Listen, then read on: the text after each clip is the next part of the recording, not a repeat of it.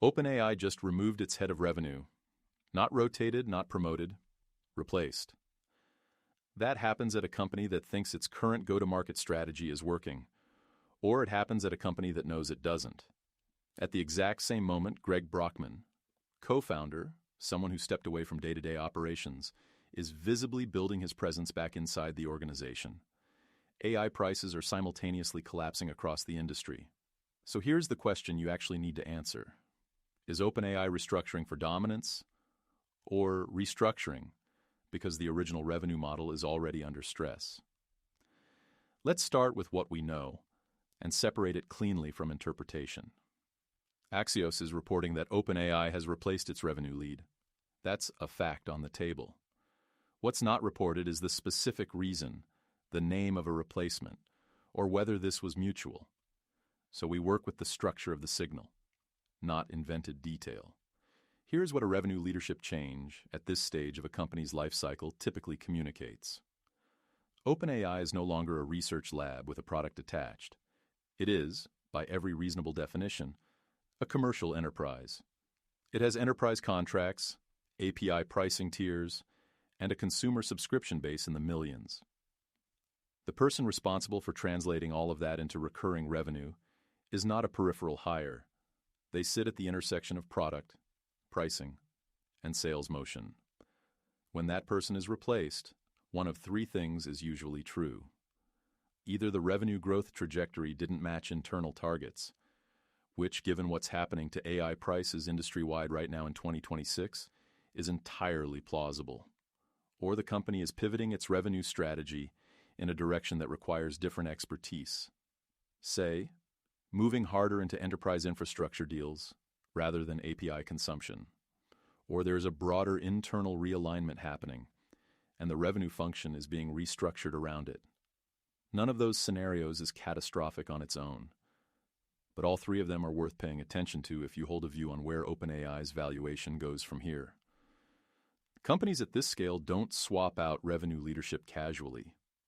The timing, layered on top of everything else happening simultaneously in the AI market, is the part that demands analysis. The actionable insight here is simple. Watch the replacement hire. Whoever OpenAI installs in that seat will tell you exactly what motion they're betting on next. Now layer in Greg Brockman. He is co-founder. He has credibility that was baked into OpenAI's founding mythology. When a co-founder steps back and then visibly re-engages, that is almost never random, and it is almost never purely personal. Organizations do not accidentally surface their most symbolically loaded figures.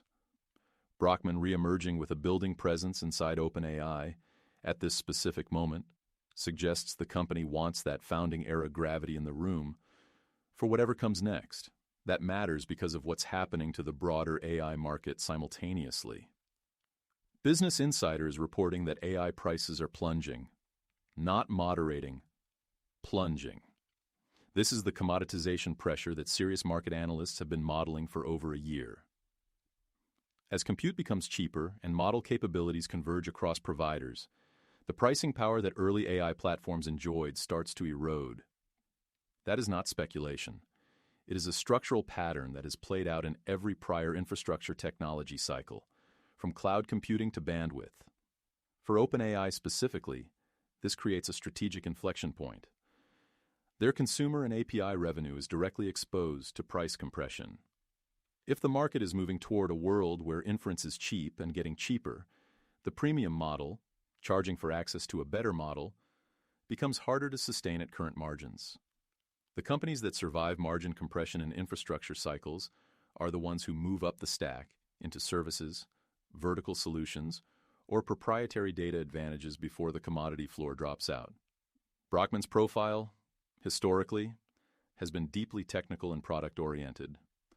His return-building presence could signal OpenAI is pulling technical and product gravity back toward the founding vision, rather than optimizing the current commercial layer. This is not financial advice, but structurally, a co-founder return during a pricing crisis is a pattern worth recognizing. The actionable read: OpenAI may be preparing to compete on something other than price. Zoom out, and the picture gets sharper. Reuters is reporting, that Goldman Sachs is in talks with investors on an NVIDIA financing deal after landing what sources describe as a prized role. Anthropic is reportedly in fresh investor conversations. Workday's stock surged. Apple is opening a new facility. These are not disconnected data points. They are all part of the same underlying capital repositioning that happens when an industry hits a transition point. NVIDIA's involvement in a Goldman-structured financing deal tells you that the infrastructure layer of AI is still attracting serious institutional money in 2026, even as application layer pricing is collapsing. That is the classic pattern. Infrastructure wins the first cycle, while applications fight on margin. If Goldman is structuring deals around NVIDIA exposure, institutional capital is telling you where it sees durable pricing power. In the picks and shovels, not necessarily in the models themselves. Anthropic's investor conversations happening in this same window are significant. If OpenAI is undergoing a revenue leadership transition and pricing pressure is real, Anthropic has a narrow window to capitalize on that uncertainty and lock in capital at terms that reflect their competitive position. Capital markets in AI are not patient. They move when there is a narrative to attach to.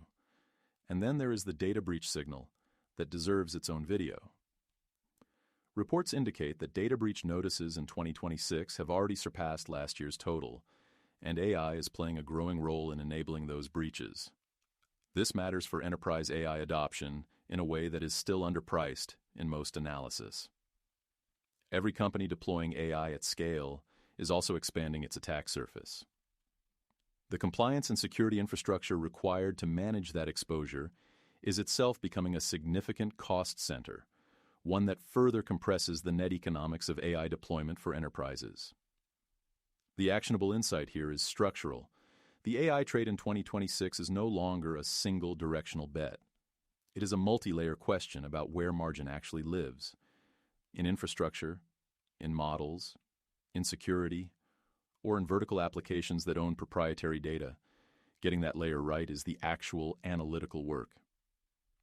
We opened asking whether OpenAI is restructuring for dominance or restructuring under pressure. The honest answer, based on everything in the public record right now, is that it may be both. And those are not mutually exclusive. Revenue leadership changes, co-founder re-engagement, and industry-wide price compression can coexist with a company still holding a dominant position. The question for the next 12 months is whether they can move fast enough up the stack. That NVIDIA Goldman deal is the thread we're pulling next. Subscribe so you don't miss it.